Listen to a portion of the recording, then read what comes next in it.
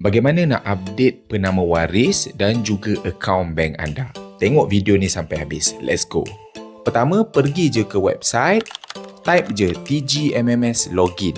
Masukkan IC dan password MyWOW anda.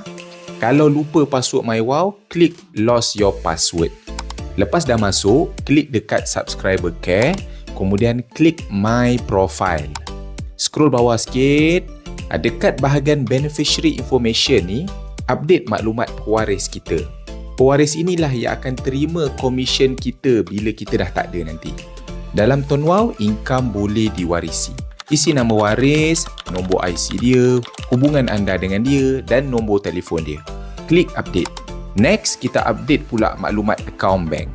Klik update yang dekat bawah ni pula, kita request OTP dulu. Nombor OTP ni anda akan dapat dekat dalam SMS nombor yang ditunjukkan tu. Kemudian, semak ID Tuan Wow anda, pastikan betul ya. Masuk nombor akaun, nama penuh anda, nombor IC dan juga nama bank. Ini in case jika anda nak letak akaun bank orang lain, anda boleh klik kotak third party ni dan klik gambar mata ni untuk masukkan gambar IC anda sebagai tanda pengesahan.